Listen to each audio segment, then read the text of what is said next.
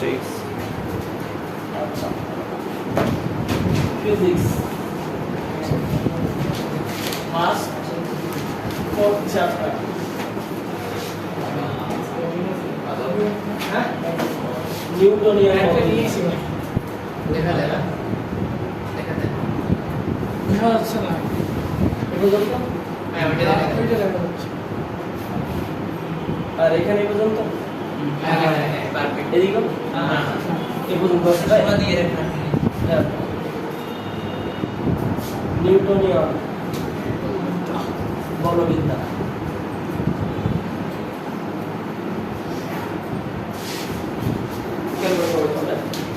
প্রথমে হচ্ছে আমাদের শিখতে হবে বল বল জিনিসটা কি? ঠিক আছে তোমার ওদিকে খেয়াল করার দরকার নেই। ও হোক আর না হোক, কোনো সমস্যা নেই।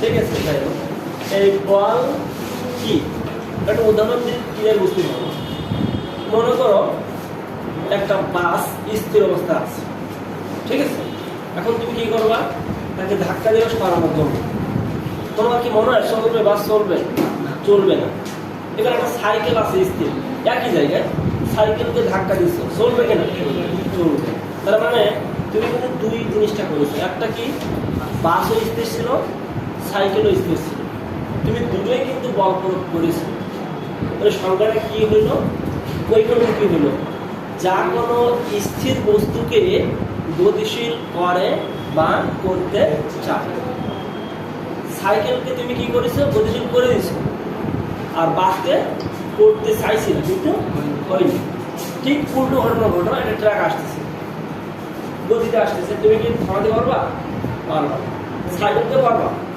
পারবা তার মানে কি বলটাকে সরল কি বলতে পারবা যা কোনো স্থির বস্তুকে গতিশীল করে বা করতে চায় অথবা কোনো গতিশীল বস্তুকে স্থির করে বা করতে চায় তাকে বলবা বুঝতে পেরেছো নিপুণ না তোমার নাম বলো বল কাকে বলো করে বা করতে চাই আর করে বা গুড তাকে বল তাহলে আমার বল ক্লিয়ার হয়ে গেল এবার দুইটা জিনিস পাইছি দেখো কি বলছি দুইটা জিনিস কি যে স্থির বস্তুকে গতিশীল করে বা করতে চায় অথবা গতিশীল বস্তুকে স্থির করে বা করতে চায় এবার বলের পরে আমাদের শিখতে হবে জড়তা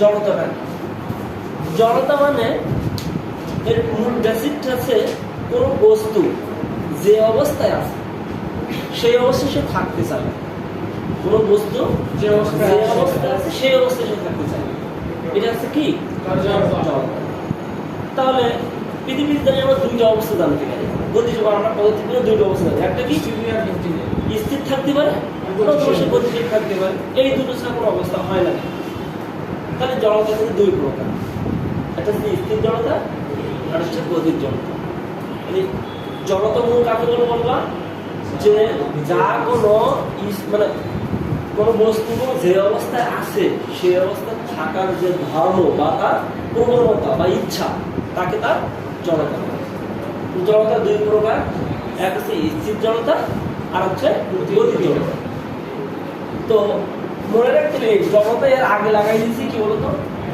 স্থির জড়তা জড়তা শব্দ পূর্ণ করতে হবে আমার জড়তা শব্দটা কি যে অবস্থায় আছে সেই অবস্থায় থাকতে হবে এর লাগাইছে কি স্থিতি তাই স্থির থাকতে হবে তাহলে স্থির জড়তা কাকে বলে থাকার যে ধর্ম বা তার ইচ্ছাকে স্থির জড়তা ঠিক একইভাবে যদি গতির জড়তা দেখি জড়তা মানে যে অবস্থা আছে সেই অবস্থায় থাকতে হবে গতি লাগাইছি তাহলে কি করতে হবে গতিশীল থাকার যে ধর্ম বা প্রবণতা কি বলা হয় গতির জড়তা বলা হয় ঠিক আছে এবার এখানে ধর্মের প্রায় করে স্থির বাস ঠিক আছে এখন আমরা একটা কল্পনা করি মনে করে একটা বাস এই বাসটা স্থির আছে এই সিট প্রত্যেকটা সিট এখন বসে আছে নিজেই ভাবো যে আমি একটা বাসে বসে আছি বাস যখন স্থির তুমিও কি স্থির এবার তোমার ধর্মটা কি বলতো স্থির থাকবে এবার বাসে যখন ইঞ্জিন স্টার্ট দিল, বাস যখন চলা শুরু করলো, ইঞ্জিন তোমাকে কিন্তু স্টার্ট দেয়নি, বাসকে স্টার্ট করা হয়েছে, ইঞ্জিন চালু করা হয়েছে, তাহলে বাস চলা শুরু করবে, কিন্তু তোমার ধর্মটা ছিল কি স্থির, তুমি বসে থাকবা। যদি কেউ যদি তোমার মনে করে একসাথে ছিলাম আমরা দুজন, কেউ যদি সামনে চলে যায়, তুমি কোথায় থাকবো? তাহলে অবশ্যই পিছনে, তার মানে পেছনে কিন্তু চলে আসে না, বাস পেছনের দিকে কিন্তু ও নিজে চলে আসে নিজের থেকে, কারণ তাহলে নিজের দিকে চলে আসলো, তাহলে তো তার জড়তাই হলো, কারণ জড়তার ধর্মটা কি যে অবস্থায় আছে সেই অবস্থায় ধর্ম। কিন্তু বাস যখন স্থির ছিল, যাত্রীরাও স্থির ছিল, এবার বাস যখন চলা শুরু করলো, তোমার ধর্ম কি ছিল? ওইখানে বসে থাকা, কারণ তোমার যে অবস্থা আছে সেই অবস্থা থাকার যে ধর্ম। এই বসে থাকার জন্য বাস সামনে চলে গেল, তুমি কথা বলতে গেছি, এটা কিন্তু খেয়াল করবো যে স্থির বাস যখন যাত্রীরা মানে স্টেজ দেওয়া চালু করা হয়, তখন যাত্রীরা পেছন থেকে হেঁটে পড়ে গেল।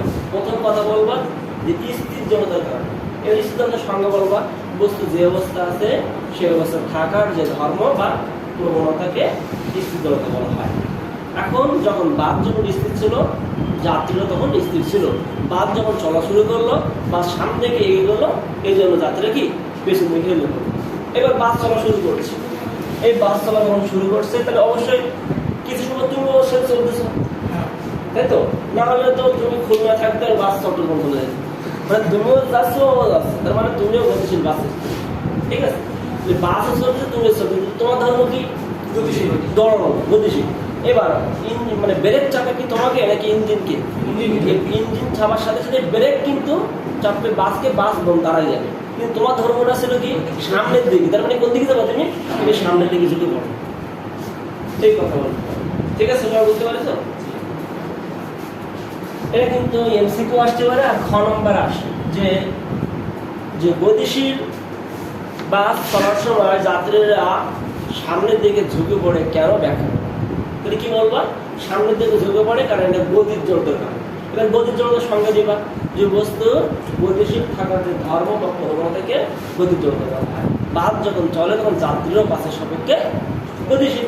এখন বাসকে যখন কি করলো ব্রেক চালানো হলো, তখন বাস থেমে গেলো, কিন্তু যাত্রীরা গতির জড়তার কারণে গতি গেল সামনের দিকে ঝুঁকে পড়ে, এই জন্য সামনের দিকে ঝুঁকে।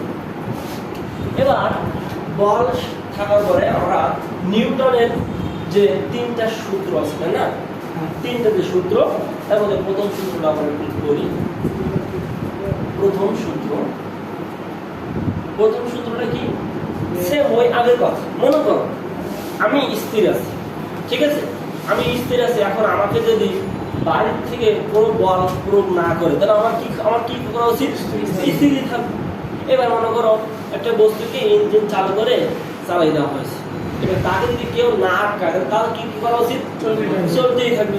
তার গতি বাড়বে না। এইটাই হচ্ছে তোমাকে গতি বলতে হবে। কি বলতে হবে? যে বাহ্যিক কোনো বল প্রয়োগ না করবে। বাহ্যিক কোনো যদি বললাম যে বাইরে থেকে আমাকে কেউ সৃষ্টি না করে, তাহলে আমি স্থির ছিল একজন, আর একটা ভাবে একজন স্থির আছে, একজন গতিশীল আছে। এখন বাইরের থেকে যদি দুজনকে কেউ বল প্রয়োগ না করে, তাহলে কি করা উচিত?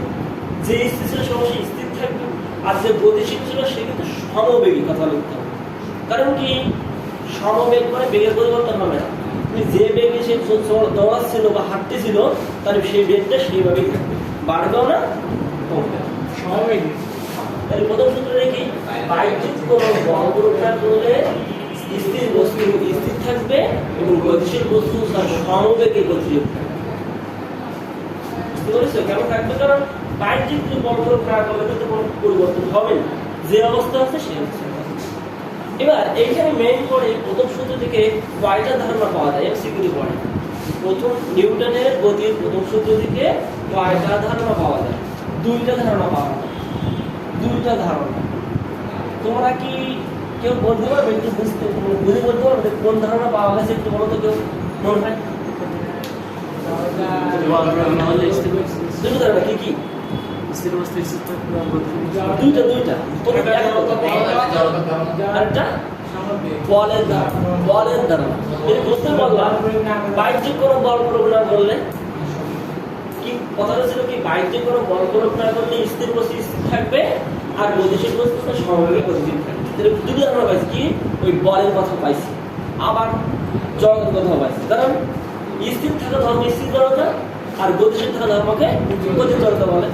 এই জন্য প্রথম সূত্র থেকে দুইটা ধারণা পাওয়া যায়, এক হচ্ছে কি তার বল আর একটা হচ্ছে কি তার জড়তা। তাহলে আমরা বল আর জড়তা কিন্তু আগে আলোচনা করছি, ঠিক আছে? আচ্ছা, এই হচ্ছে নিউটনের প্রথম সূত্র। এবার নিউটনের দ্বিতীয় সূত্রটা আমরা আলোচনা করব এবং এটা কিন্তু ইম্পর্টেন্ট, ঠিক আছে? এটা হচ্ছে দ্বিতীয় সূত্র। দ্বিতীয় সূত্রটা সবাই আমি থিওরি হিসেবে বলেছি, মনে করো এটা কোনো চিত্র। এখন এইটার ভর মনে করো এম। আমরা জানি এম মানে ভর, এটা তো লেখা লাগবে না এখন যে ভর এখানে, ওটা সবাই জানো। এম ভরের একটা বস্তুর উপর আমি কি করলাম, এম ভরের একটা বস্তু ছিল, তার আদি মনে করে ইউ ছিল। এটা লেখা শুরু করে এটা লিখতে হবে। এম ভরের একটা বস্তু তার আদি ছিল কত, ইউ। এখন আমি একে কি করলাম, এফ বল প্রয়োগ করলাম। এম ভরের একটা বস্তু তার আদিবেগ ছিল কিনা কি ইউ। এবার তাকে আমি কি একটু বল প্রয়োগ করছি, অবশ্যই বেগের পরিবর্তন হবে, নিশ্চিত হবে।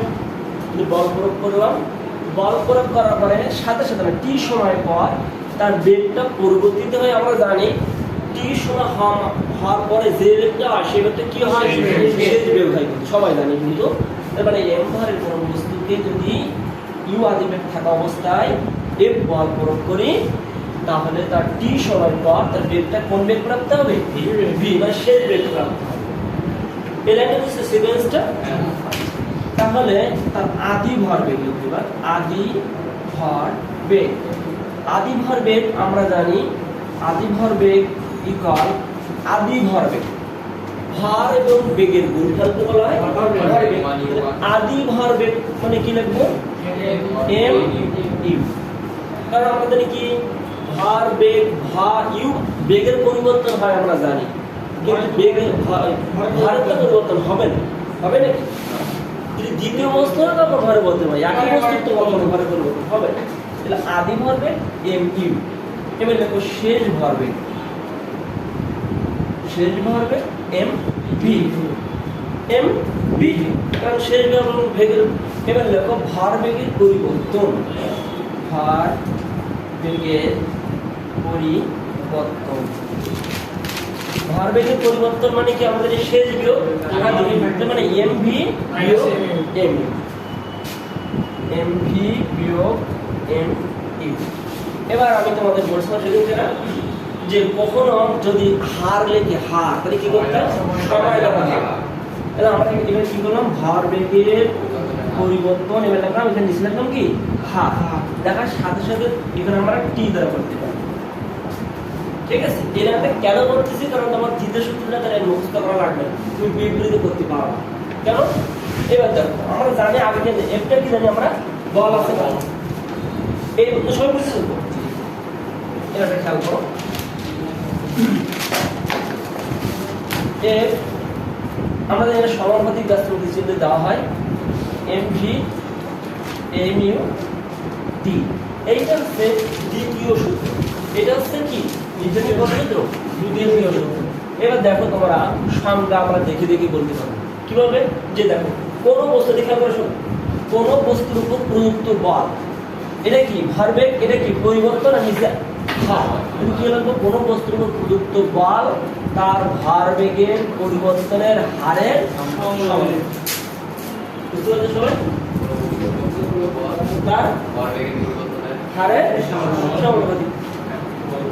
সাত বলো, দেখি দেখি কোন বস্তুর উপর প্রযুক্ত বল তার ভরবেগের হারের ভরবেগের কি ভরবেগের পরিবর্তনের হারের সমানুপাতিক। এবং বল যেদিকে ক্রিয়া করে ভরবেগের পরিবর্তন সেদিকে করে ক্লাস, যেহেতু কিছু না জানি ক্লাস ধরে নিতে হবে আমাদের, বুঝা গেছে? আমি কিন্তু ওইটা এই জন্য করলাম যে আমার দ্বিতীয় সূত্রটা মুখস্থ না করি, বুঝা গেছে?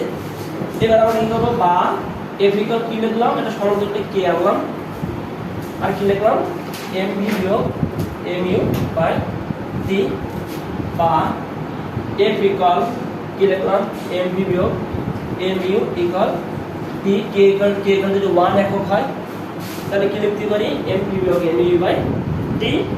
আমরা জানি এটা সাথে গুণ করা যায়, তাহলে কি লিখলাম অতএব F T equal M V বিয়োগ এম ইউ।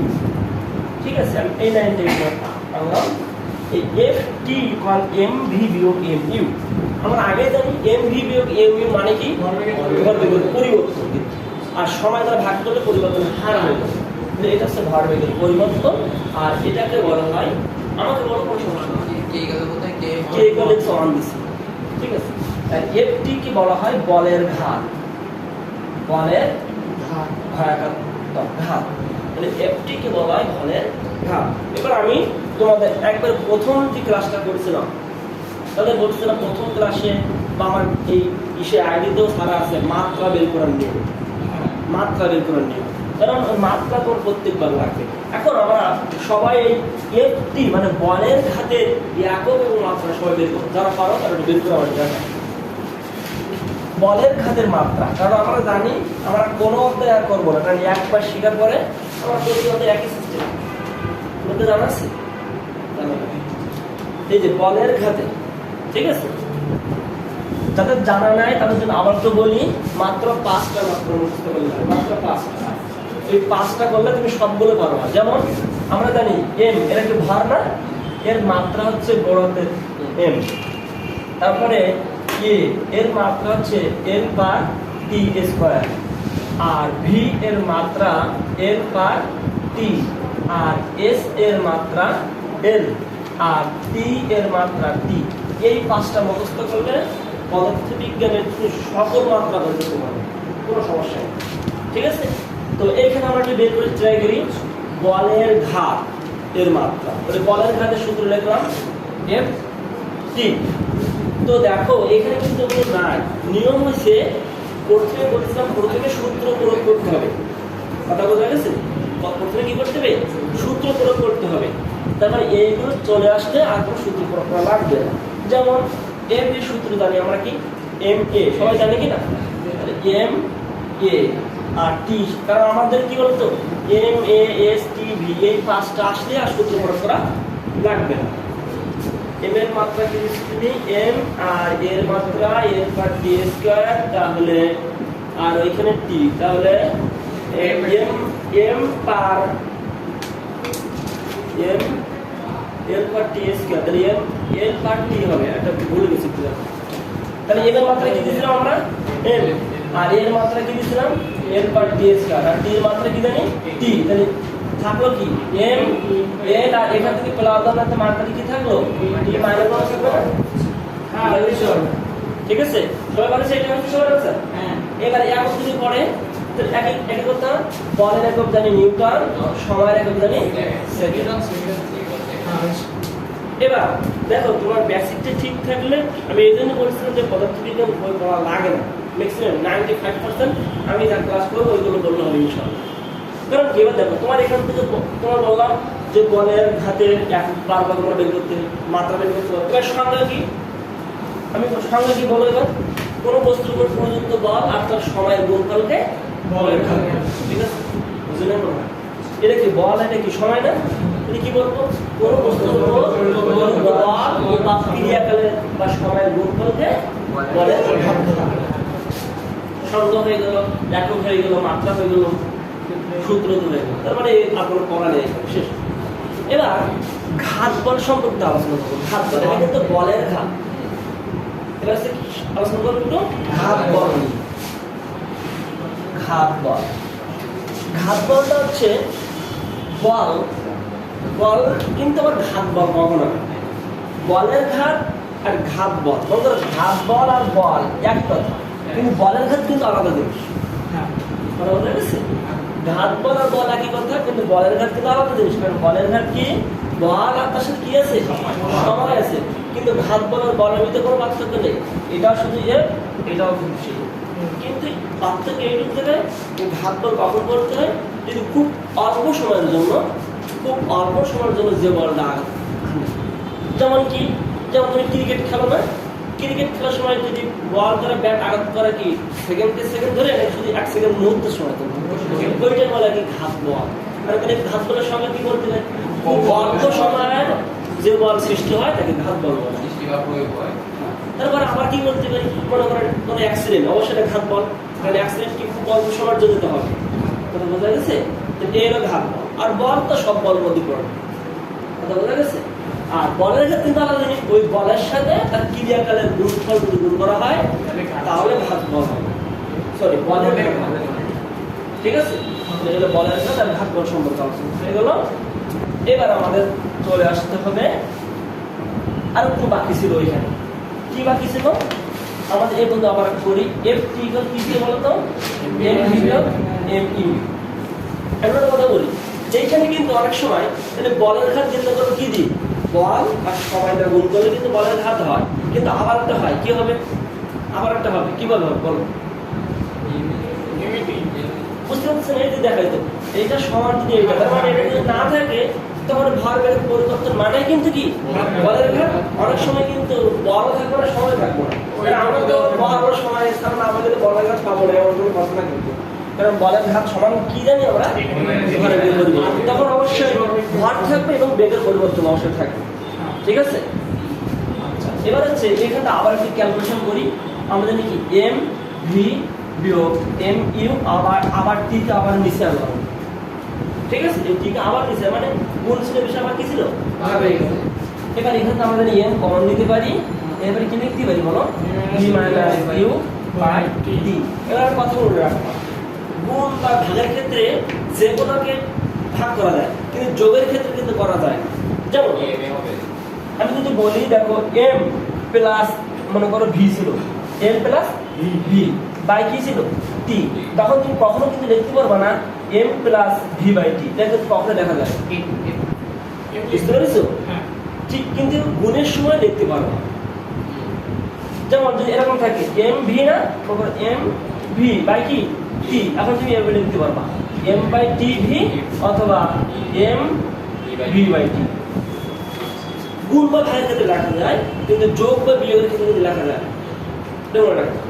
মানে আমি এটা বললাম, আমি এম এর সাথে দিতে পারতাম এটা, আবার ভি মানে এর সাথে দিতাম, কারণ তোমরা জানো যে ভি মানে ইউ বাই টি মানে কিন্তু এ কমন যায়, এই জন্য আমরা দিচ্ছি।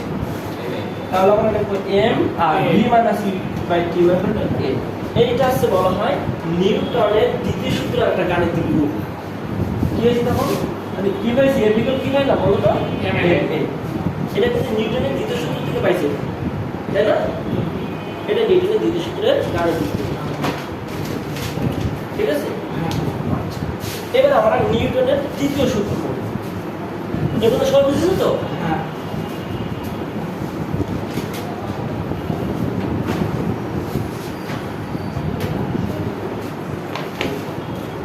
তৃতীয় সূত্র হচ্ছে, আগে এটা লিখবো F1 লিখবো আর এটা লিখবো F2 লিখবো, এবার এটা মাইনাস লিখবো। আগে এটা লিখে নেব, দেখছো সবাই? জি, তাহলে F1 ইকুয়াল F2 এটা মাইনাস লিখলাম। আমরা ধরে নিলাম এটা ক্রিয়া বল আর এটা হলো প্রতিক্রিয়া বল। আমরা আগে প্রতিক্রিয়া বল ধরি, কিন্তু আমরা জানি প্রায় ক্ষেত্রে আগে ক্রিয়া হয় তারপর কিন্তু প্রতিক্রিয়া হয়। কিন্তু আমরা জানি কিন্তু যে সেম কথা, প্রতিক্রিয়া হবে কখন? যখন ক্রিয়া হবে, আবার ক্রিয়া হয় কখন? যখন প্রতিক্রিয়া হবে। বুঝতে পেরেছে? এখানে সেম কথা, কিন্তু একটু না, আমাদের আগে ক্রিয়া হয় তারপরে প্রতিক্রিয়া। জানি F1 কে আমরা ক্রিয়া বল ধরলাম আর F2 কে প্রতিক্রিয়া বল ধরলাম। এবার মাইনাস চিহ্ন মানে কি? বিপরীতমুখী ক্রিয়া যেদিকে দেবে প্রতিক্রিয়াটা বিপরীত দিকে দেবে। ঠিক আছে, এবারে সংজ্ঞাটা দেখতে পারবা, প্রত্যেক ক্রিয়ায় সমান কিন্তু বিপরীতমুখী প্রতিক্রিয়া বল। প্রত্যেক ক্রিয়ারই কি আছে? সমান কিন্তু কি বিপরীতমুখী প্রতিক্রিয়া বল। বুঝতে পারছো? এবার আমরা নিউটনের তৃতীয় সূত্রের গাণিতিক রূপ পাইছি, সেখানে এফ ইকুয়াল কিন্তু সংজ্ঞা অলরেডি প্রমাণ করছে যে F equal to M A. সেখানে আমরা বসাতে পারি কি বলো? এম1 যেহেতু 1 দেওয়া, মানে প্রথমটার দ্বিতীয়টা হচ্ছে মাইনাস M2 L। ঠিক আছে, এবার এম1 আমরা ওইখানে প্রমাণ করে নিয়েছিলাম এ মানে V minus U by T, V minus U by T. এখানে দেখো কি v1 minus u1 by T equal minus m2 v2 minus u2 by T. এখন আমি প্রশ্ন করব আখরুল কাছে যে আমি এখানে t1 t2 দেইনি কেন? বলতে পারবো তোমরা? তুমি বলো। সময় একই থাকবে। সময় একই থাকবে কেন? এটাই তো প্রশ্ন আমার। কেউ বলতে পারবা? যে সময় আঘাত করবে ওই সময় প্রতিক্রিয়া। স্বাভাবিক। একই সময় ক্রিয়া করতে তুমি একটু বললাম যে ক্রিয়া হওয়ার পরে কিন্তু প্রতিক্রিয়া হবে, আবার প্রতিক্রিয়া দিলে কিন্তু ক্রিয়া হবে। তার মানে আমরা জানি ক্রিয়া আর প্রতিক্রিয়া টাইম একই হবে, কারণ যত সময় ক্রিয়া করবে ঠিক তত সময় তোমাকে প্রতিক্রিয়া বল দেবে। তার মানে ক্রিয়ার সময় যদি টি1 হয়, প্রতিক্রিয়াও কিন্তু টি1 হবে, টি2 হবে না। ঠিক আছে, এই জন্য আমরা এই টি কে আমরা কিন্তু একই সময় ধরলাম, কারণ জানি আমরা ক্রিয়া বল এবং প্রতিক্রিয়া বল কি হবে, সমান হবে সবসময়। কারণ যত সময় ক্রিয়া বল হয় ঠিক তত সময় কিন্তু প্রতিক্রিয়া বল হয়। ক্রিয়া শেষে গুলো প্রতিক্রিয়া দিবে না, একা একা কখনো হয় না। ঠিক আছে, এই জন্য ক্রিয়া বলকে কি ধরছি, টি, প্রতিক্রিয়া বলকে আমরা টি ধরছি। এবার আমাদের উভয় পক্ষে টি কে বাদ দেওয়া যায়, বাদ দেওয়া যদি গুণ করি টি, উভয় পক্ষে যদি টি দ্বারা গুণ করতে টি বাদ হয়ে যাবে না। আমরা জানি কিন্তু ওই পক্ষে টি কি করতে পারি, বাদ দিতে পারি। বা এমান আমরা জানি গুণ করে দিতে পারি না, কি এমান বি1 মাইনাস এমান বি1 লেখো লেখো লিখতে হবে। এবার খেয়াল করবে, এবার কিন্তু মাইনাস আছে এখানে, চিহ্ন পরিবর্তন হয় জানি আমরা জানি। গুণের সময় বা ভাগের সময় কি হয়, চিহ্ন পরিবর্তন হয়। লিখে লিখবো minus m2 v2, m2 v2। এবার এই মাইনাস আর এই মাইনাস প্লাস হয়ে গেল m2 v2। ঠিক আছে, আবার লিখবো বা m1 v1, এই মাইনাস m2 v2 কে আমরা এই পাশে নিয়ে আসলাম, তাহলে কি হলো মাইনাস, তাহলে প্লাস হয়ে গেল m2 v2। আর এখানে ছিল কে m2 v2, এই মাইনাসকে আমরা এই পাশে নিয়ে গেলাম, তাহলে কি হলো m1 v1। এবার আমরা জানি পক্ষান্তর একবারে করা যায়, একবারে করলে কিন্তু চিহ্ন পরিবর্তন লাগে, এই পাশে অবশ্যই করা যায়। জানো তো সবাই, কারণ মানে b ইকুয়াল সব একদিকে a ইকুয়াল টু b, কেন আগে কি যদি b ইকুয়াল b কোনো সমস্যা সেই মানে ওইটা কি এপাশে নিয়ে ওইটাকে আমরা এপাশে নিয়ে, মানে আমাদের এই পাশে ক্রিয়া ধরছিল বা আগে ধরবো ওটাকে পরে ধরবো, স্বাভাবিক যে এটা এটাকে এই পাশে নিয়ে আসলাম, কি হলো m1 u1 plus m2 u2 equal m1 v1 plus m2 v2। এই দেখো সব বুঝেছি বুঝুন তো? হ্যাঁ পরে বলো যে এক এক জায়গাতে আবার আনসার নাই এখানে এই তো এই আমরা সেটা বললাম a ইকুয়াল টু b না কি লেখা যায়, b ইকুয়াল টু a লেখা যায়। তাহলে আমি এইটা না ওই পাশে না রেখে এটাকে এই পাশে না ওই পাশে, ঠিক আছে, মানে একবার পক্ষ করে একবার। ঠিক আছে, আমরা জানি m আর u মানে কি ভরবেগ, m আর u এটা ভরবেগ, এই জন্য এইটা বলা হয় ভরবেগের সংরক্ষণ সূত্র। মানে এটা কি দেখো u1 u2 আদি অবশ্যই হয় যে একটা আমার করে একটা যদি u1 আর পরেরটা হচ্ছে কি u2, দুইটা বস্তুর ক্ষেত্রে এরা একই কথা, প্রথম বস্তু দ্বিতীয় বস্তুর ক্ষেত্রে। কিন্তু দেখো সমান মানে কি, তার মানে কি যে আদি ভরবেগ এবং শেষ ভরবেগ কি হয়েছে, সমান হয়েছে। এজন্য একে বলা হয় ভরবেগের সংরক্ষণ সূত্র। দেখে নাও এটা কি ভরবেগের সংরক্ষণ সূত্র। এবার এইখানে আমাদের একটা বিরাট আলোচনা আছে। বিরাট আলোচনা বলতে আলোচনাটা অনেক সহজ, কিন্তু বুঝতে হবে একটু। শুধু একটু বুঝতে পারলে তোমার এই বিশেষ করে এই প্রায় আমাদের অঙ্ক এখানে আসবে।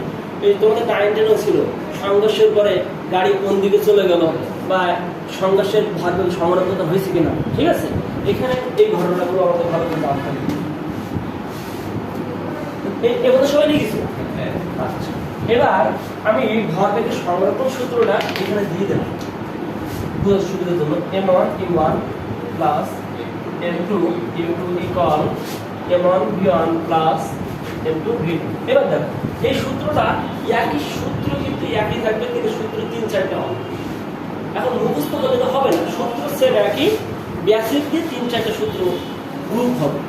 কিভাবে মনে করো আমরা যে সংঘর্ষগুলো এখানে হবে সব দুই ভাবে হবে। কিভাবে হবে মনে করো, দেখো সবাই সংঘর্ষের পূর্বে দুইটা ঘটনা হবে। আমরা যা করবো দুইটা ঘটনা বলতে হবে। কিভাবে মনে করো একটা গাড়ি এদিকে যাচ্ছে আর একটা গাড়ি এদিকে যাচ্ছে। এখন কথা হচ্ছে একটা গাড়ি এদিকে যাচ্ছে একটা গাড়ি এদিকে যাচ্ছে এমন কোনো কথা না, একটা গাড়ি কিন্তু স্থির থাকতেও পারে, কিন্তু কোন দিকে মুখ ছিল, কোন দিকে ওই দিকে, আর ওই গাড়ি এখান থেকে আসে হতে পারে। আবার মনে করো এই গাড়ি যাচ্ছিল ওই গাড়িও যাচ্ছিল, কিন্তু এর বেগ বেশি থাকার কারণে একে পেছন দিকে ধাক্কা দিতে পারে। সেম কথা কিন্তু আমার ভাই বলতে যে একই জিনিস না, মানে একটা গাড়ি হয় এখানে স্থির থাকতে পারে বা ও কি করতে পারে, চলতে পারে, কিন্তু দিক কোন দিক থাকবে, ওই দিকে। আর এটা কি করবে, পেছনের দিকে যাবে। কথা বলতে গেছে একটা কোনো কাজ। আরেকটা হতে পারে কি, এই গাড়িটা এদিকে যাচ্ছে আর এই গাড়িটা এদিকে আসছে, দুই ভাবে একই দিকে দুজন যাবে বা একদম স্থির থাকতে পারে, আর বিপরীত দিক থেকে দুটো গাড়ি দিক থেকে আসবে। ঠিক আছে, ভালো করে খেয়াল করতে হবে, কারণ সূত্র কিন্তু চেঞ্জ হয়, 2-3 প্রকার সূত্র হতে পারে। সূত্র একটাই কিন্তু 4-5 প্রকার হবে। ঠিক আছে, এখন মনে করলাম প্রথম গাড়ির ভরটা আমরা এমন, তাহলে অবশ্যই এটা কি ধরবো আমরা M। ঠিক আছে, প্রথম গাড়ি 1 ধরতে 1 যদি ধরি তাহলে অবশ্যই আদিবেগকে তার 2 ধরা যাবে না, 1 ধরতে হবে। এই জন্য আমরা আদিবেগকে E1 ধরলাম, এর আদিবেগকে U2 ধরলাম। ঠিক একই কথা, এই গাড়িটা এবার যাচ্ছে এই দিকে, মানে কি লিখলাম M1 U1, আর এই গাড়ি এবার যাচ্ছে দেখলাম নাকি এই দিকে, তার মানে M2 আর U2। এইখানে কিন্তু কথা মাইনাস দিতে হবে, আমার কিন্তু ভুল দেবে তোমাদের সবার এইখানে খেয়াল করতে হবে। যখন একই দিকে যাচ্ছে তখন M1 U1 M2 U2 কোনো চেঞ্জ না। যখন বিপরীত দিকে হয়েছে সংঘর্ষের ঘটনাটা, তখন ইউটা কিন্তু অবশ্যই কি ঋণাত্মক ধরে নিতে হবে, থাকবে না থাকবে তোমার যায় আসে না, তোমার যদি ঋণাত্মক হবে মাস। ওই হিসাবে তো M2 হিসাবে M1 এর U1 কি মাইনাস হবে না? হ্যাঁ, ওই U1 তো M2 হিসাবে U1 আছে, এটা তো মাইনাস দেওয়া যায়। বিপরীতটা তার কারণে ওই হিসাবে তো এটা একটা তো যাচ্ছে তো আরেকটা আর এখন যদি বিপরীত দিকে আসে তাহলে যে কোনো একটা গাড়িকে তুমি এসে ধরতে হবে।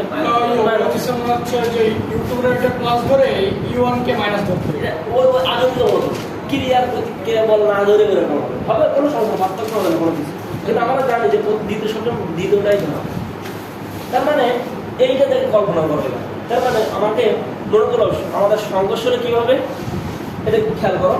সংঘর্ষের পূর্বে মনে করো এমন ছিল যে একটা গাড়ি স্থির ছিল আর একটা গাড়ি তার পেছন থেকে মেরে দেবে, তার মানে এটা কি হতে পারে, তখন M1 U1 হয়েছে প্লাস M2 U2 হয়েছে, কিন্তু আমরা জানি U2 কিন্তু তখন ছিল। এটা ঘটনা, এটা কখন হয়েছে বলতো, তার মানে প্রথম গাড়ি যেদিকে যাচ্ছিল দ্বিতীয় গাড়ি সেই দিকে মুখ ছিল, কিন্তু দ্বিতীয় গাড়িটা কি ছিল ওখানে স্থির ছিল। ঠিক আছে, আবার বলতে পারি M1 U1 প্লাস M2 তোমার বলছে দুটো গাড়ি কি যাচ্ছে এরকম একই দিকে যাচ্ছে, এটা সূত্র হলো। এবার সংঘর্ষের পূর্বে যদি ঘটনা এমন হয় দুটো গাড়ি দুই দিক থেকে আসতেছিল মুখোমুখি হয়, তাহলে তখন সূত্রটা কি হবে, M1 U1 plus M2 minus U2 কিন্তু এটা কিন্তু খেয়াল করতে হবে তোমরা। জানো আমরা জানি কিন্তু মাইনাসে প্লাসে মাইনাস হবে, কিন্তু এখানে কিন্তু মাইনাস দিব না করতে পারে, কারণ ঝামেলা আছে, ঝামেলা আছে। তাহলে দেখো একবার এইটা এই সূত্র লিখতে হবে, আবার এই সূত্র লিখতে হবে। কি দাঁড়িয়েছে কনসেপ্টটা, হয় একই রূপ। এবার তাহলে সংঘর্ষের পূর্বে ঘটনা শেষ, এবার আমরা সংঘর্ষের পরে চলে যাব।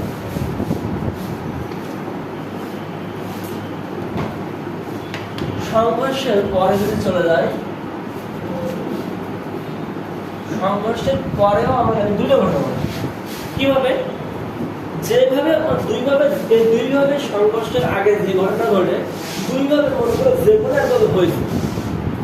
এবার সংঘর্ষের পরে দুই ঘটনা কিভাবে, সংঘর্ষ এমনভাবে হয়েছে যে দুইটা দুই দিকে চলে গেছে, মানে এমনভাবে সংঘর্ষ হয়েছে কি হয়েছে, সংঘর্ষের পরে দুইটা দুই দিকে চলে গেছে।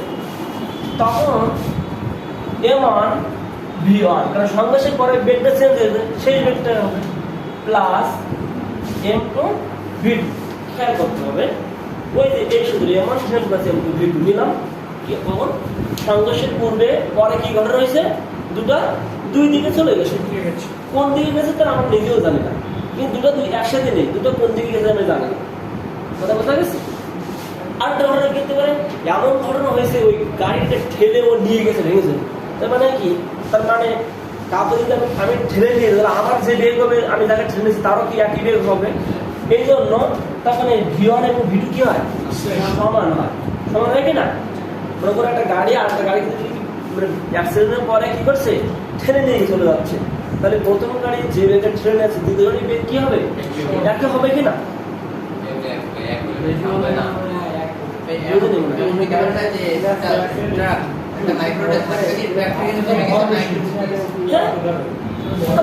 তখন দুটো দুদিকে চলে গেল না, তখন এই সূত্র অ্যাপ্লাই করলাম। কিন্তু মনে করো ওই যে একটা ট্রাক একটা মাইক্রোবাসকে একটা মনে করো পাড়া দিয়ে নিয়ে চলে গেছে, তখন দুবার দিয়ে একসাথে যাচ্ছে। তাহলে অবশ্যই মনে করো আমি এই আমার এখানের সাথে যে পাওয়ারটা লাগানো থাকে, এইভাবে থাকে একসাথে যদি লাগানো থাকে, তাহলে এই বেগের কোনো চেঞ্জ হয় নাকি, একসাথে থাকে কোনো কিছু, তাহলে একই বেগ হবে। তাহলে অবশ্যই যখন V1 এবং V2 কে কমন নিতে পারি, সেই V1 এবং V2 কে কমন নিয়ে আমরা একটা শুধুমাত্র V লিখি। এই জন্য তখন এই সূত্রটা এমন লিখতে হয়, M1 V plus M2 V। আর আমাদের এখানে V কমন নিয়ে আমাদের কি লেখা যায়, M1 প্লাস M2। এইটাতে বলা কিন্তু মিলিত বেগ, না মাইনাস সংকোচের পরে কোনো মাইনাস নেই। তার মানে খেয়াল করতে হবে, আবার বললাম সংকোচের পরে কিন্তু দুইটা ঘটনা, দুইটা দুই দিকে ছেড়ে চলে যেতে পারে।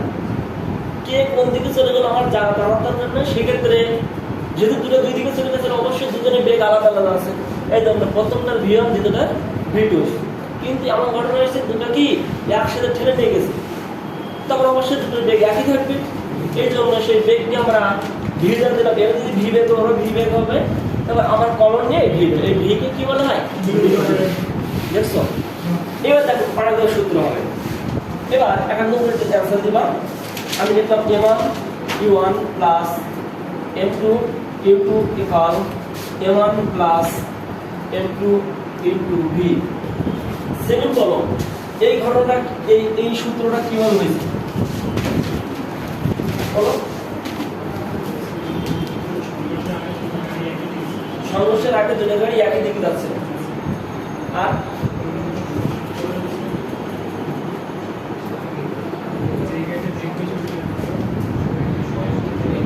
এরকম কোনো কথা নেই। বললাম সংঘর্ষের পরে দুটো গাড়ি কি একই সাথে গেছিল, একই সাথে গেছিল। আচ্ছা, এবার আমি লিখলাম M1 U1 plus M2 U2 equal M1 V1 plus M2 V2। ঠিক আছে, বাদল বলো এই জিনিসটা তুমি কিভাবে ব্যাখ্যা করো? এটা হচ্ছে ওই যে যখন হচ্ছে এই সংঘর্ষের সময় কখন আগে রেখে পরে, এটা আগে, হ্যাঁ এটা আগে যে সময় হচ্ছে ওই যে একটা দুটো গাড়ি একটা দিক দিয়ে একটা হচ্ছে বিপরীত দিক থেকে আসতেছিল, তখন এটা আর এটা হচ্ছে যখন হচ্ছে দুটো গাড়ি দুদিকে ছিটকে গেছে সংঘর্ষের পরে পরে তাই না? যেহেতু মায়ের রাস্তা অবশ্যই বিপরীত দিকে আসছিল, মানে সংঘর্ষের পূর্বে ঘটনা এমন ভাবে হয়েছে, আর সংঘর্ষের পরে দুই দিকে চলে গেছে। ঠিক আছে, এবার দেখো অনেকভাবে দেখা যায়, এদের বলছিলাম এই একই সূত্র 4-5টা দেখা যায়। এখন এই সূত্র তো মুখস্থ করা যাবে 4-5টা, কথা বুঝা গেছে?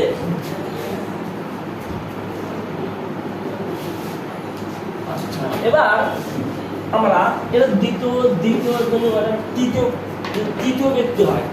তৃতীয় ব্যক্তি মানে মনে করো তার আগে আমরা 8টা আলোচনা করি। দেখো নৌকা, বন্ধু, গুলি, এইগুলোর ক্ষেত্রে আমরা কি আলোচনা করব? নৌকা, বন্দুক, গুলি, এই ক্ষেত্রে আমরা কিভাবে ব্যাখ্যা করব? এগুলো সব থেকে সহজ, জাস্ট একটা সেন্টেন্স হয়ে যাবে। একটা সেন্টেন্স কি এটা লিখিছো? এবার লেখো নৌকা, বন্দুক বা গুলি এদের আদিবেগ সবসময় 0, শেষ। এক সেন্টেন্সের কথা শেষ হয়ে যাবে। নৌকা, বন্দুক বা গুলির আদিবেগ সবসময় কি 0, মানে যে বেগটা যাবে সেটা তার শেষ বেগ হবে, তাহলে শেষ। এবার দেখো এগুলো ক্লিয়ার না, দেখো আমরা সূত্র লিখলাম M1 U1 plus M2 U2 equal M1 V1 plus M2 V2। এখন মনে করো এখন আমাদের যে কোনো কিন্তু কি হতে পারে, দুইটা হবে, তিনটা একসাথে থাকবে না। যখন বন্দুক থাকবে তখন কি নৌকা থাকবে না, তখন বন্দুক আর গুলি থাকবে, কথা বোঝা গেছে? তাহলে আমরা বন্দুকটা আলোচনা করি। আমরা জানি নৌকা হোক আর বন্দুক আর গুলি হোক, আর নৌকার সাথে কি থাকে, মানুষ থাকে, তাই না? নৌকার সাথে কি মানুষ থাকে আর বন্দুকের সাথে কি গুলি থাকে? এটাই তো কথা, নৌকার সাথে গুলি থাকবে। কথা বোঝা গেছে? এবার নৌকার মানুষ থাকবে, বন্দুকের গুলি থাকবে। এই ক্ষেত্রে সবসময় আদিবে কি বলেছি? জিরো, এক কথা শেষ হয়ে যাবে। এখন আমরা বন্দুকের গুলি নিয়ে যদি আলোচনা করি, তাহলে আমাদের কি বন্দুক তো সবাই ছিল, বন্দুকের গুলি পার্থক্য জানো? বন্দুকের গুলি কি বলতে হবে কেউ? বন্দুকের গুলি কি? হ্যাঁ, বন্দুক কি? বলো বন্দুক, কে বলে না? কে বললো? তুমি বলো বন্দুক কি? বন্দুক কি? মেশিন মানে যে বন্দুক মানে যার থেকে কি গুলি বের হয়, গুলি বের হয়। ঠিক আছে, আমাদের পুলিশ দেখবে আগে এরকম ছিল, বুঝলাম, ঘাড় মটকায় আর এ করতো। এখন তো সবার ইয়ে হয়েছে, এখন তো পিস্তল বলে, বন্দুক নেই, এদের বন্দুক ছিল না। ঠিক আছে, আচ্ছা এখন আছে, এখন একটা নেই, এখন তো সব এই করি ঘাড় মটকাবে, ঘাড় মটকাবে, এইটা হচ্ছে বন্দুক। ঠিক আছে, এখন তাহলে যখন বন্দুক আছে, বন্দুক যদি কি আছে? গুলি আছে। তাহলে বন্দুক যখন ছিল, তাহলে ওর আগে কি আছে? স্থির আছে। যেমন গুলিও কিন্তু ছিল, গুলিও কি আছে? স্থির আছে। যখন চাপ দিলাম তখন গুলি বের হয়েছে, ওইটা কি বেগ? তার শেষ বেগ। এই জন্য বন্দুক বা গুলির ক্ষেত্রে আদি বেগ কি থাকে? কথা বোঝা গেছে? এখন আমরা মনে করলাম M1 হচ্ছে বন্দুক আর M2 হচ্ছে গুলি, বা তুমি যা মনে করতে পারো, কোনো সমস্যা নেই। তো আমাদের বন্দুক যখন থাকে স্থির থাকে আদি বেগ, বন্দুক যখন গুলি থাকে তখন আদি বেগ কি থাকে? স্থির থাকে। তাহলে আমরা এটা প্রমাণ ধরি কি রাখতে পারি? বুঝা গেছে? তাহলে আমরা M1 আর M2 কিন্তু জিরো হয় না, কিন্তু E1 এবং E2 জিরো হবে। কারণ কি? বন্দুকের আদিবেগ স্থির থাকে, বন্দুকের ভিতরে গুলির আদিবেগ কি থাকে? স্থির থাকে। এবার যখন চাপ দিলাম তখন কি বের হয়ে গেল? গুলি বের হয়ে গেল। ওটা কি বেগে বের হয় বলতো? শেষ বেগে বের হয়। এই জন্য সূত্রটা এমন হয়, M1 B1 এবার কি লাগবো? মাইনাস M2 লেখা। ঠিক আছে, দেখো তো এটা যদি জিরো হয় তাহলে সেই সূত্র অ্যাপ্লাই করলে কি এরকম হবে কিনা? হবে। এর জন্য বইতে M1 আর M2 থাকার কারণে কি করে এরা এরকম করে, MV ইকুয়াল মাইনাস MV। কোনো পার্থক্য আছে? কোনো পার্থক্য নেই। কিন্তু 1 জায়গায় 1 আর 2 না দিয়ে বড়দের M দিচ্ছে আর ছোটদের M দিচ্ছে। হ্যাঁ, MV equal to minus MV, মানে 1 আর 2 না দিয়ে এটা কি দিচ্ছে? বড়দের M বড়দের B, বড়দের ছোটদের M ছোটদের B। এখন তুমি যদি বলো না ভাই আমি এটা করবোই না, কোনো সমস্যা নেই, তুমি এটা করবে। কিন্তু দিলাম এই জন্য যদি কখনো এমসিকিউ পড়ে ভাই দিতে পারাই নি এরকম বড় করতে যে বড় করে ওটা হচ্ছে বন্দুকের বড়। হ্যাঁ, বন্দুক। এবার দেখো কেন বন্দুক বললাম, কেন বন্দুক বললাম, কেন বন্দুক বললাম জানো? গুলি বের হবে, বেশি দিন চলে আসবে কি? বন্দুক না গুলি? বন্দুক। বলো তো আসলে মাইনাস এই পাশে মানে কার মাইনাস? মাইনাসটা কার বোঝাবে? এই পাশে বোঝাবে। জানো তো এগুলো? জানো না? মাইনাস 2 তাহলে এর মান কি? এটা তো জানো তো? তাহলে এই পাশে মাইনাস মানে এই মানটা কার বোঝায়? এই বন্দুক বোঝায় না? পেছনে কি গুলি আসে না বন্দুক আসে? এই জন্য এইটা আছে বন্দুকের। এখন তুমি একটা কাজ করতে পারো, তুমি একটা কাজ করো না, আমি করবো না, আমি এটা করবো। আমি লিখবো M2V2 কি লিখবো? Minus M1 B1। তখন এটা একদম ছোট লিখলাম এই, আর এইখানে লিখলাম বড়দের MB। তখন অবশ্যই এটা কার হবে? এমটা কি হবে? বন্দুক না গুলি? বন্দুক। বন্দুক খেয়াল করতে তোমার শিখলাম পেছনে আসে কে? বন্দুক না গুলি? বন্দুক আসবে। অবশ্যই এই মানটা যেহেতু মাইনাস, তাহলে এই মানটা কার? এই এর মান না? এটা পশ্চাৎ দিক বলতে পারে, ঋণাত্মক বোঝায় না? জি, তাহলে ঋণাত্মক যে রাশিটা আছে সেটাই তো পশ্চাৎ দিক। জি, তাহলে কার আসবে? বন্দুক আসবে না গুলি আসবে? দেখো বন্দুকের, তখন তো বন্দুক ওই পাশে বড় হাতের এম দিতে হবে। কিভাবে? ওই তো ঋণাত্মক বলতে পারে। কে বন্দুক হবে না গুলি হবে? বন্দুক। তাহলে অবশ্যই এই ছোটদের এমটা কার? ওটা তো পুলিশ। অসম্ভব ব্যাপার। আমি বলেছি কি বলতো ভাই, বেসিকটা ভালো শিখতে হবে। বন্দুকের গুলি কোনটা আমি জানি না, তুমি বলবা যে তুমি বলো পেছনে ফিরে আসে কে, পেছন থেকে ধাক্কা আসে কে? বন্দুক না গুলি? তুমি বলো বন্দুক ছিল। বলো তো এই ঋণাত্মক মানটা কি AM এর না AM এর? AM এর শিওর। তাহলে অবশ্যই AM টা কি? বন্দুক না গুলি? এখন আমার কাছে প্রশ্ন করবা ঠিক আছে। ওই আপনি আগে লিখছিলেন তো হ্যাঁ আমি বলছি তুমি তোমার ইচ্ছা যেটা তুমি করতে পারো, তোমার ইচ্ছা তুমি করতে পারো, তোমার ইচ্ছা তুমি এটা করতে পারো। কথা বলতে গেছে শিখতে গেলে হবে। আমার জানতে হবে বন্ধু কি পৌঁছবে, তাহলে অবশ্যই বন্ধু যার পাশে মাইনাস থাকবে তার বিপরীত হবে বন্ধু, কারণ ওইটাই তো তার এর মানে।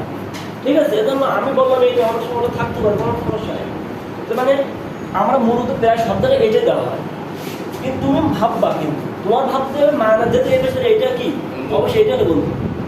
ঠিক আছে জি না, প্রশ্ন তোমার দেখা যাচ্ছে তোমার ইচ্ছা, তুমি যেটা দেবে তোমার ইচ্ছা। ঠিক আছে, তাহলে M V minus M V, এটা যদি বন্ধু হয় এটা কি হবে, গুলি হবে। ঠিক এবার নৌকা চলে দাও, মানুষ আর নৌকার ক্ষেত্রে। ঠিক আছে, এবার পেছনে কিন্তু মানুষ যায় না, কারণ নৌকা কি লাভ দেয় আর মানুষ লাভ দেয়। কিন্তু তুমি যখন লাভ দেবা পেছনে চলে যাবে কি নৌকা না, তুমি অবশ্যই নৌকা। ঠিক আছে, সেই ক্ষেত্রে এটাও কি হবে বলতো, এটাকে কি বলা যাবে, নৌকা। খেয়াল করতে বুঝতে পারছি কেন বললাম, যে পেছনে আসবে সেইভাবে কিন্তু মানে মাইনাস তার বিপরীতে চলে যায়। যদি নৌকায় থেকে কেউ লাভ দেয়, পেছনে কি চলে আসে, মানুষ নাকি নৌকা চলে যায়, নৌকা চলে যায়, তাহলে অবশ্যই পশ্চাৎ যাবে কি নৌকা। এই জন্য যেহেতু মাইনাস হয়েছে তো অবশ্যই এটা কি নৌকা নাকি মানুষের, এটা বুঝছো। এখন তুমি এটা এই সূত্রে অ্যাপ্লাই করতে পারবা, এই সূত্রে অ্যাপ্লাই করতে, এটা তোমার খুশি হবে। কিন্তু যেটা দিলাম অনেক সময় এমসিকিউ এর না থেকে এটাও আসতে পারে, এটাকে কি বলা হবে, মানুষ। বুঝা গেছে? এবার তিনটা আবার আছে, তিনটা ক্ষেত্রে মানে এখানে দেখেন সবচেয়ে দুইটা, নৌকা গলি মানুষ নৌকা। কিন্তু আমাদের কি বন্ধু বা গলির ভিতরে তিনজন কি করে হতে পারে, কিন্তু নৌকার ক্ষেত্রে তিনজন হতে পারে। নৌকার গলি দুইজন থাকতে পারে, গলি মানে তো দুই মাথা দুজন থাকতে পারে। কথা বোঝা গেছে? সেই ক্ষেত্রে কি হতে পারে দেখো, মনে করো এবার দেখো যারা একটু বুঝেছে, M1 লিখলাম, E1 লিখলাম প্লাস M2 M2, এগুলো কি বলা হয় ধর্মের সমর্থন সূত্র না, তার মানে যতগুলো থাকবে না সবসময় কি হবে, সমান হবে। এখন আগে ছিল দুইজন, এবার কি তিনজন। এখানে আবার আমি একদম কি দেবো M3 U3, এই পাশে যদি তিনজন লাগবে ওই পাশে দুই লেখা হবে না, মানে কি ধর্মের সমর্থন সূত্র, মানে এই পাশে যা হবে তাই হবে। এই পাশে যেহেতু তিনটা ভার তিনটা দেবে, ওই পাশে তিনটা ভার হবে, তিনটা শেষ বেগ হবে, তাহলে কি লিখবা, M1 plus M2 plus M3 এটা বললাম নৌকার ক্ষেত্রে। নৌকার দুই গলিতে দুইজন ছিল, দুই গলির থেকে লাভ দিয়েছে দুইজন, তাহলে দুই গলির থেকে লাভ দিলে পেছন দিকে বা করে দিতে যাবে তো নৌকা ভাই, যার বেশি ঘর তার দিকে বিপরীত দিকে যাবে বা তার দিকে যাবে। তাহলে তিনজন নৌকা, মানে তিনজন জিনিস আছে, এক দুইজন দুই গলির নৌকা মাথায় আছে আর নৌকা আছে। এখন আমরা জানি নৌকা হওয়ার বন্ধু কর, নৌকা যখন ছিলাম দুইজন, যে দুজন ছিল তারা স্থির ছিল নাকি, স্থির ছিল, নৌকা স্থির ছিল। এর জন্য নৌকা এবং দুইজনের আদিবে সবসময় কত, শূন্য। এই জন্য আগে ক্লিয়ার করে দিচ্ছি, মানুষ নৌকা বন্ধু করে সবসময় আদিবে কি হয়, শূন্য হয়। তাহলে U1 U2 U3 যদি শূন্য, তাহলে সমীকরণটা কিন্তু শূন্য হয়ে গেল। ঠিক আছে, এবার এখানে কি করবো, এখন তোমার ইচ্ছা, এখন দেখো তোমার ইচ্ছা, মানে অনেক সময় দেখো পাওয়া, এই জন্য বললাম অনেক সময় মাইনাস এইটা ধরে, অনেক সময় কেউ এইটা ধরে, অনেক সময় কেউ এইটা ধরে। এখন তুমি বলবা, ওরই কি বলবো, আমি এটা লিখলাম এইভাবে যে M2 V2 plus M3 V3 equal minus M1 V1 minus M1 V1। এখন এই জিনিসটা কি হওয়া সম্ভব? ওই যদি সামনে একটা লাভ দেয় তাহলে তো নৌকা পিছনে যায় না, এটা কি আসলে সম্ভব হওয়ার কথা? আসলে সম্ভব হওয়ার কথা না। কারণ কি, এটা মান মাইনাস, আমরা জানি বের করবো কি পেছন দিকে যে যাবে, পেছন দিকে আমাদের জানি পেছনে যাওয়ার সম্ভাবনা একজনের, মানে নৌকায় যাওয়ার সম্ভাবনা। তার মানে এটা M2 V2 এরকম হতে পারে না। কারণ কি বলতো, এই মানটা মাইনাস, মানে এইটা কি হয়েছে এখানে মাইনাস দিছি, তার মানে অবশ্যই এইটা কার হয়েছে বলো তো? এইটা নৌকার হওয়ার কথা না, কিন্তু নৌকার কি কোনদিন দুইটা হয় নাকি? কথা বোঝা গেছে? নৌকার কি দুইটা হবে? কিভাবে মানে মনে হয়? এই পাশে মাইনাস দেওয়া, তার মানে এই জিনিসটা কাকে বোঝাচ্ছে? উদাহরণটা কাকে বোঝাচ্ছে? নৌকা বোঝাচ্ছে না? কিন্তু নৌকা তো একজনই বা একটি বস্তু, এটা হতে পারে না। বুঝা গেছে? তাহলে কি হতে পারে? এমন হতে পারে যে minus m1 v1 minus m2 v2 equal m3 v3, এরকম হতে পারে। বুঝলি মনে হয়? এটা হতে পারে না। এখন কথা হচ্ছে যে এখানে দুইজন মানুষ একই দিকে লাভ দিয়ে দিতে হয়, দুইজন মানুষ দুই দিকে লাভ দিতে পারে, আবার একই দিকে দিতে পারে। এবার আগের কথা, যদি মনে করো m1 মানুষ আর কি ছিল m2 মানুষ, আর নৌকাটাকে ধরেছি কি আমরা m3, এটা নৌকা, ঠিক আছে? তাহলে m1 এর বেগ অবশ্যই কি v2 তো হবে না, কি বেগ হবে? v1 হবে। আর m2 এর বেগ কি হবে? v2 হবে। আর নৌকার বেগ অবশ্যই কি হবে? v3 হবে। এবার কাজ করলো কি, m1 যেদিকে লাভ দিয়েছে m2 যে লোক তার বিপরীত দিকে লাভ দিয়েছে, তাহলে অবশ্যই কোনো একটা মান মাইনাস হবে আগে দিকে মতো। সেটা কি আমরা যদি দ্বিতীয়টা ধরে ভালো, তাহলে অবশ্যই কিন্তু আমাদের কি দিতে হয় এর আগে? মাইনাস। ওই দেখি কি গাড়ি দিচ্ছিল দুই দিকে, প্রথমটা দিচ্ছিলাম প্লাস, দ্বিতীয়টা আগে কি দিচ্ছিলাম? মাইনাস। ওই M2 কি একজন মানুষ ধরছে যে এটা আছে একজন মানুষ, এটা নৌকা আরেকজন মানুষ, আর এটা আছে নৌকা। m1 এর বেগ v1 আর m2 এর বেগ v2। আমরা জানি সবার আদি বেগ কি থাকে? 0 থাকে। যে বেগটা যাচ্ছে সেই বেগে যাবে। কিন্তু কি করেছে, একটা কি দুজন দুই দিকে লাভ দিয়েছে, মানে প্রথম ব্যক্তি যেদিকে লাভ দিয়েছে দ্বিতীয় ব্যক্তি তার বিপরীত দিকে লাভ দিয়েছে। তাহলে অবশ্যই প্রথম ব্যক্তি যদি আমি প্লাস ধরি, দ্বিতীয় ব্যক্তিটা কি ধরবো? মাইনাস। এদের এখানে মাইনাস দিয়েছে। কথা বোঝা গেছে? আর এইখানে আমরা চেঞ্জ করলাম, এখানে মাইনাস আমাদের প্লাস অংশ আলাদা বিষয়, আমরা জানি না যে কি হতে পারে, ঠিক আছে? তার মানে এইখানে তুমি যে বললা না, এইখানে কারোর মান যদি বেশি হয় তাহলে কোনটা বুঝতে হবে? কারণ এটা কি বলতো ভাই, এটা গুণ না ভাগ সম্পর্ক। বলো তো দেখি। অবশ্যই না, এটা যোগ বিয়োগ সম্পর্ক।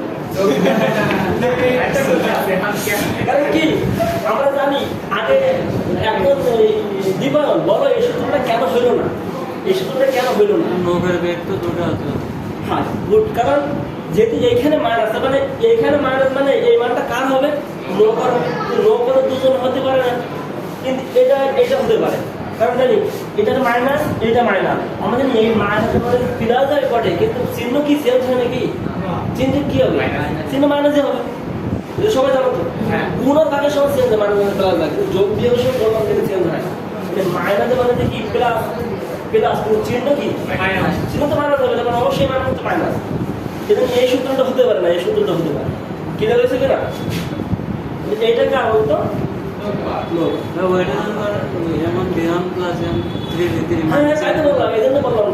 কখন কি হবে সেটা তুমি জানো না, বেসিকটা ঠিক থাকা লাগবে। যেমন একদম এরকম করেছি m1 v1 minus m3 v3 equal m2 v2। দেখো তো এবার খেয়াল করো তো, তখন এই m2 কে আর বলতে পারবা?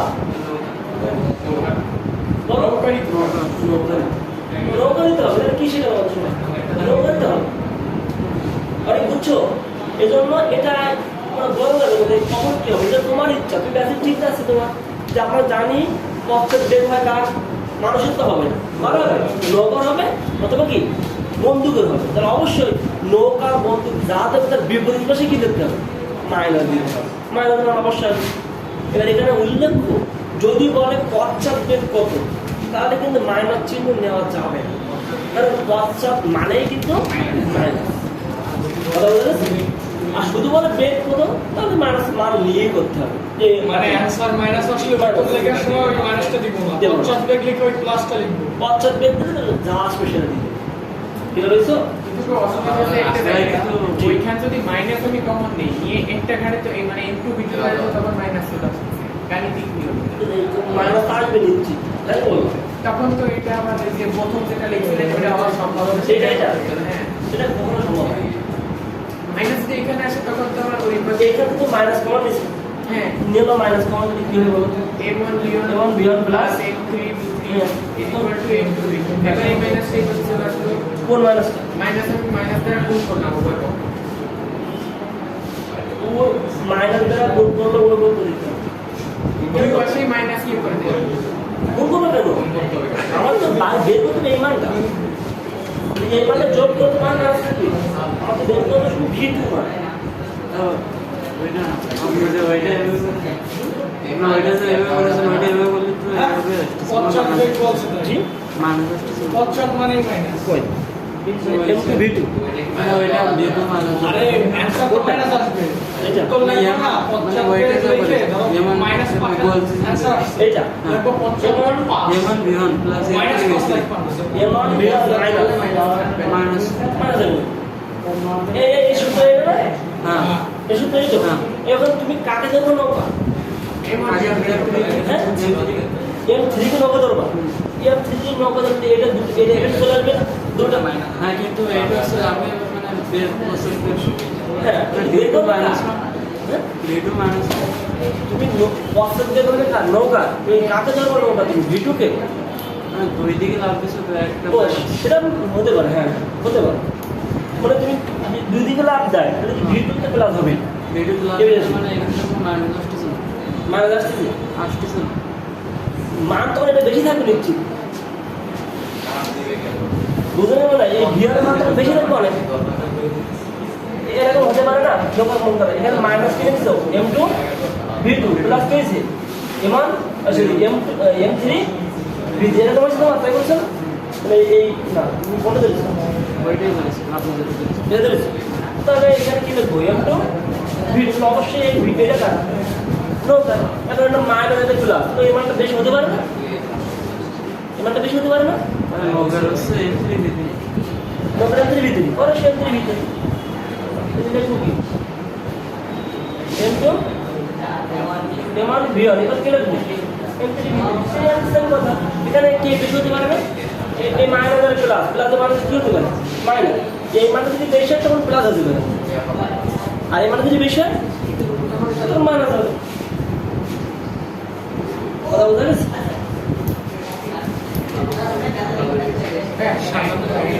জি শেষ, আজকে ক্লাস শেষ। অফ করে দাও।